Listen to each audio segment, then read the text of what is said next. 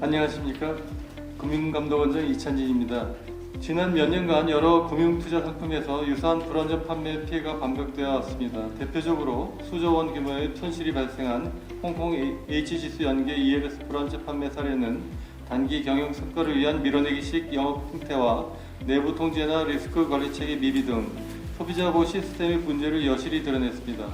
또한 최근 일부 해외 부동산 펀드에서도 유사한 형태의 소비자 피해가 발생하였는데, 이러한 피해 사례들은 금융회사가 상품 구조 설계에서부터 판매까지 모든 과정에서 환경 변화에 따른 손실 위험 가능성을 충분히 반영하고 이를 소비자에게 알기 쉽게 설명했는지 살펴볼 필요가 있음을 시사하고 있습니다. 이에 금융감독원은 소비자 보호 강화를 위해 세 가지 방향에서 개선을 추진하고자 합니다. 첫째, 금융상품 설계 단계에서의 선제적 소비자 보호 장치 마련입니다. 금융회사는 상품 개발 초기부터 해당 상품이 어떤 위험을 내포하고 있는지, 어떤 소비자에게 적합한지를 면밀히 검토하는 내부 통제 절차를 구축해야 합니다. 둘째, 판매 단계에서의 소비자 이해 수준에 부합하는 설명 의무 준수입니다.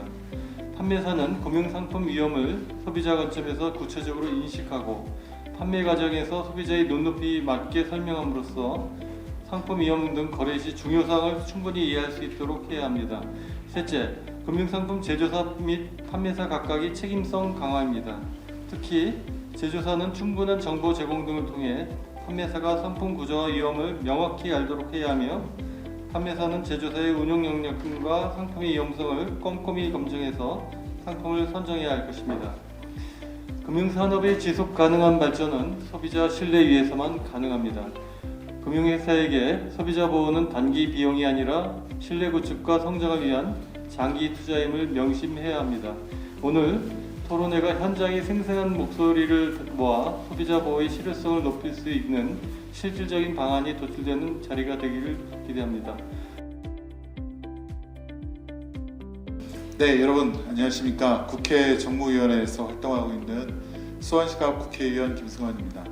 금융은 국민의 삶과 가장 밀접한 영역입니다. 국민이 안심하고 금융상품을 이용할 수 있는 환경, 피해 발생 시 신속하고 공정하게 구제받을 수 있는 제도적 장치를 마련하는 것이 진정한 금융 선진국의 길이라고 생각합니다. 이제는 사후 구제가 아닌 사전 예방 중심의 금융 소비자 보호 체계로 전환해야 합니다. 금융기관의 책임성과 투명성을 강화하고 감독 당국의 감시가 시장 중심이 아닌 소비자 중심으로 확실히 자리매김해 나가야 됩니다. 오늘 토론회를 통해서 우리 금융감독 체계가 국민의 신뢰 위에 다시 서는 계기가 되기를 바라며, 함께해 주신 모든 분들의 노고에 다시 한번 깊은 감사의 말씀을 드립니다. 고맙습니다. 반갑습니다. 저 국회 정무위 소속 평택시민 국회의원 김현자입니다. 금융 소비자 보호를 하기 위해서는 감독 당국의 감독도 중요하고 의지도 중요하지만, 사실은 각 업계의 주도적인 참여가 대단히 중요하다라고 저는 그전부터 생각해 왔는데, 그런 주도적인 참여, 그래서 고위험 상품을 판매했을 때의 그런 불안전 판매나 이런 것들에 대한 금융기관의 자정적인 노력이 좀 필요하고, 그런 것들을 또 유도하는 정책들 또는 감독, 이런 것들도 또 중요하다고 저는 생각을 합니다. 그리고 앞으로도 저희 더불어민주당은 감독의 최우선 가치가 금융소비자 보호에 있다고 여기고, 제도 개선은 제도 마련에 최선을 다하겠다라는 약속 드립니다. 만나뵙게 돼서 반갑습니다. 고맙습니다. 그래서 저는 그런 금융 소비자 보호에 관련해서는, 그러니까 지금 이게 어떤 서류를 더 주고 어떤 서류를 더 받고 이런 식의 미세 조정을 할 게 아니라 아예 책임의 구조를 전환해야 되는 게 아닌가, 이렇게 생각을 해봅니다. 최근에 4,800억 판매했던 독일 헤리티지 DLS 펀드 사건이 있었죠. 분쟁 조정이 해가지고 자꾸 취소해서 전액 다 돌려주라고 했고, 그래서 판매사들은 다 돌려줬고, 판매사들이 자산운용사들하고 자기들끼리 딜소싱한 증권회사들하고 구상소송을 벌였죠. 그래서 일단 판매사가 책임을 지고 전액 배상하고 구상하는 그런 제도를 해보면 어떨까. 대신에 판매사가 판매할 때 수수료 좀 더 받으면 되잖아요. 그리고 또 금융감독관의 역할에 관해서 보면 분쟁조정위원회도 있고 많은 활동을 하시죠. 그런데 제가 느끼기에 이제 피해자를 대리하는 입장에서 볼 때는 금융감독원의 그런 보호제도는 금융감독원 안에서 뭔가 마무리해서 다 끝을 내려는 생각을 좀 하시는 게 아닌가 싶은 생각이 듭니다. 이게 무슨 얘기인가 하면, 소송도 있고 뭐 외부이자 조정 절차도 있고 다른 데도 있잖아요, 그죠? 그쪽에다가도 그 해결할 수 있는 자료들을 제공해주는 형태로도 피해자 구제의 정의를 실현할 수 있지 않나 이런 생각을 해보는 겁니다. 크게 이제 두 가지를 들면 하나는 그 이해상품 관리에 관한 금융회사의 책임, 또 하나는 금융 소비자 입장에서의 투자 판단의 자기 책임 원칙. 이 두 가지를 우리나라의 어떤 그런 자본시장에서 정립하는 것이 굉장히 중요하다라고 저는 생각을 합니다. 뭐 물론 이제 우리나라 법에도 뭐 신의성실 원칙이라든지 뭐 이해상충 원칙 다 들어가 있습니다.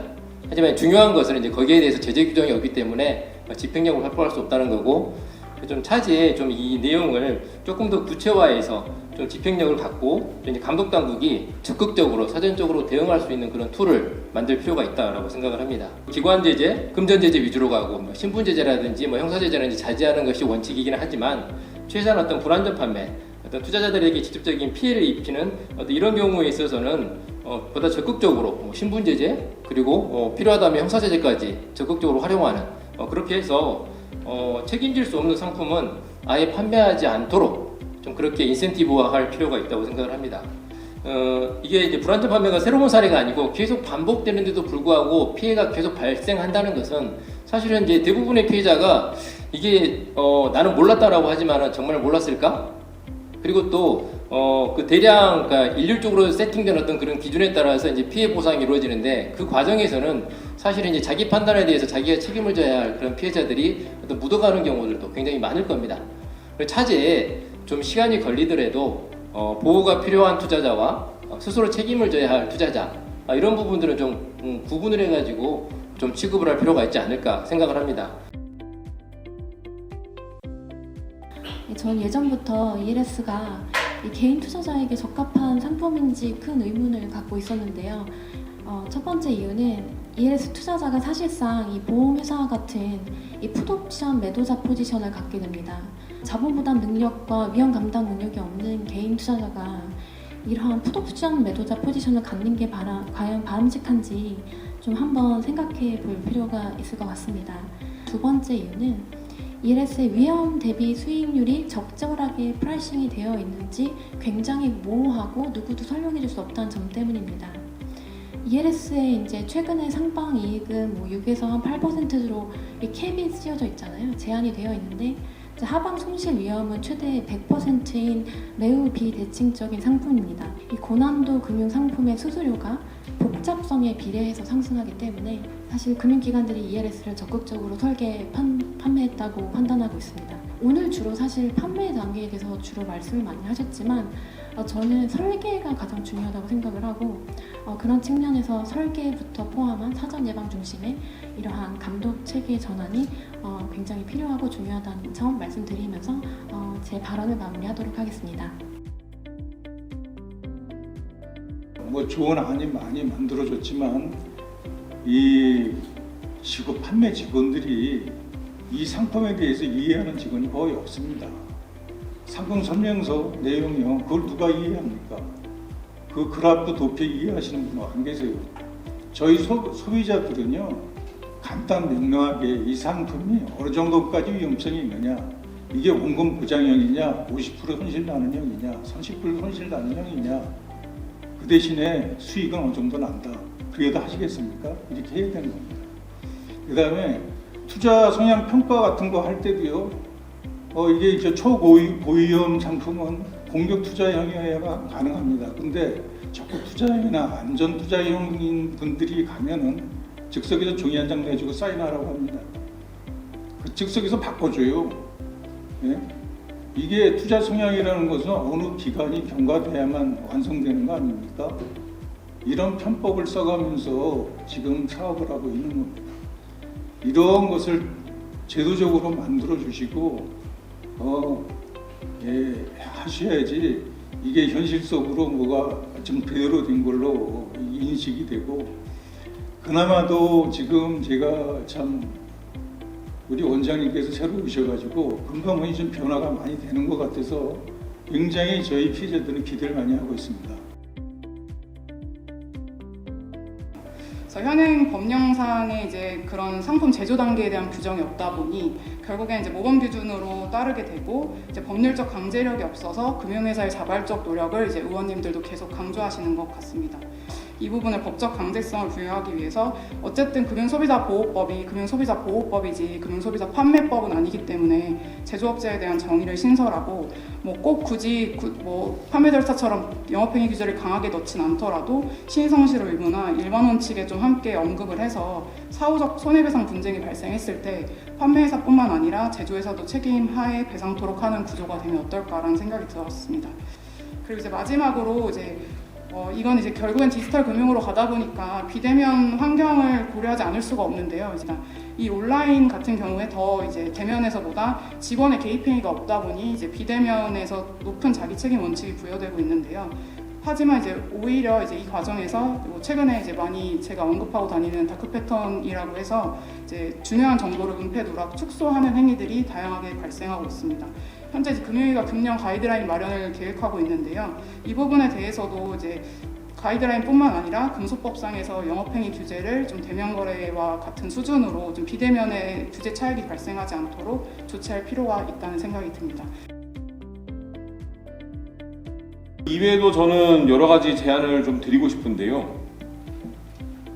지금은 상품 제조 판매 단계니까 금감원께부터 하는 거 다시 한번 두 가지. 하나, 1등급 상품은 일반에게 팔지 않는다. 두 번째, 1등급, 2등급에 대해 등급 부여에 대해 위험도 등급에 대해서는 최소한 금감원이 먼저 사전 스크리닝을 해달라. 금투협회나 금융기관에게 부탁드리고 싶은 것은 이런 고위험도 판매, 고위험도 금융상품 판매를 해당 판매 직원의 실적으로 좀 평가해 주지 말아 주십사. 안 그러면 너무 혈안되거든요. 추가적으로 제도적으로는 금융소비자보호법의 계약 47조의 위법계약 해지권은 규정하고 있는데 계약 취소권까지 좀 입법적으로 계약 취소를 해서 아예 계약을 취소하고 우리 금감원 차에서 캠페인도 해주시고 교육도 해주시고 투자자 피해자 대책 모임에서도 이런 우리 사례 억울하다고만 하는 거 다시는 이런 사례 나타나지 않도록 이 캠페인에 적극적으로 좀 동참해 주시면 어떨까 합니다. 저희 시민운동 진영도 함께 하고자 합니다. 이제 제조나 판매 등은 이제 보편적으로는 다 앞서 말씀드렸던 대로 각자 책임을 갖고서 그 책임을 갖고서 전문성을 함양을 하고 그러면서 이제 상품을 만들어가지고 고객님들한테 제공을 하는데 문제는 이제 그 고객님들한테 과연 맞는 상품이었냐, 맞는 고객님들을 찾아서 저희가 그거를 잘 안내를 해드렸냐. 이런 부분이 있는 것 같아요. 결국에는 자기 책임 원칙이라는 것도 고객님들이 이해를 한 상태에서 자기 책임 원칙이 존재한다고 생각하거든요. 그러면 이제 저희가 서류 몇 장, 지금 10장 나갔던 게 20장 나간다고 해서 자기 책임 원칙이라는 부분에 대해서 과연 고객님들께서 받아들일 수 있을까? 그렇지 않을 거라고 생각합니다. 그러면 저희는 어떤 식으로 해야 될까라고 생각해보면 충분히 고객님들께서 설명을 들으시고 심사숙고하시는 시간이 필요하지 않나 그런 부분에 대해서 같이 저희 업계나 아니면 금감원이나 협회가 모여서 눈높이에 맞는 머터리얼을 만들어서 제공하는 절차, 디지털 자료나 이런 것들 제공하는 절차들을 통해서 고객님들 충분히 숙고하실 수 있는 시간을 드리는 방식으로 접근하는 게 어떨까라고 생각합니다. 홍콩 HG소 ELS 사태로 인하여 올해 초에 금융당국에서 고난도 금융투자상품 ELS 판매 개선안을 고민해서 발표해 주셨는데요. 이번 개선안의 가장 큰 변화는 별도 공간으로 구성된 ELS 전용 상담실이 설치된 일부 거점 점포에서만 그리고 판매 전담 직원을 통해서만 ELS를 판매하도록 하게 한 점이라고 생각합니다. 우선 고객분, 금융 소비자 입장에서는 자연스럽게 상품의 위험도와 구조를 명확히 인식하게 될 것으로 기대하고 있습니다. 이번 개선안에서도 소비자 보호 중심의 KPI 설계 운영을 하도록 요구를 하고 있고 특히 단기 실적 추구를 지향하기 위해서 고객의 만기 ELS 같은 경우는 3년을 반영하여 판매 실적을 기간별로 반영하게 의무화되어 있습니다. 이번 제도 개선을 통해서 금융 소비자 보호가 한층 강화되고 판매 관행도 한층 성숙해질 것으로 기대하고 있기 때문에 우리 은행권에서도 제도 정착을 위해서 적극적으로 노력할 테니 지켜봐 주시면 좋을 것 같습니다.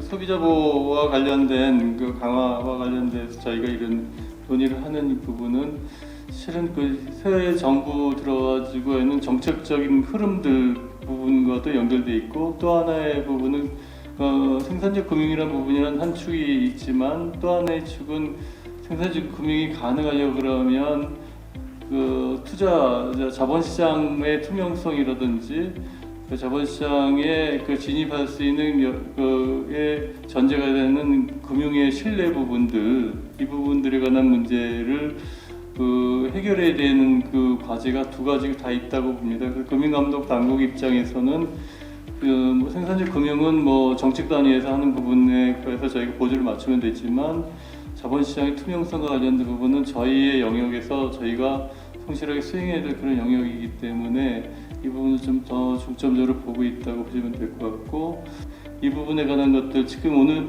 토론자 선생님들이 특히 제조, 금융상품의 제조와 관련된 책임성 강화 관련된 부분들을 저희도 굉장히 주목하고 필요하면 금소법의 개정을 포함해서 전 개정이 필요하다고 생각하는 사람입니다만, 그 등등해서 오늘 말씀 주신 그 두 분 변호사님을 비롯한 관계 전문가 여러분들의 의견을 충분히 나름대로 반영할 수 있도록 최대한 노력할 것임을 말씀드립니다.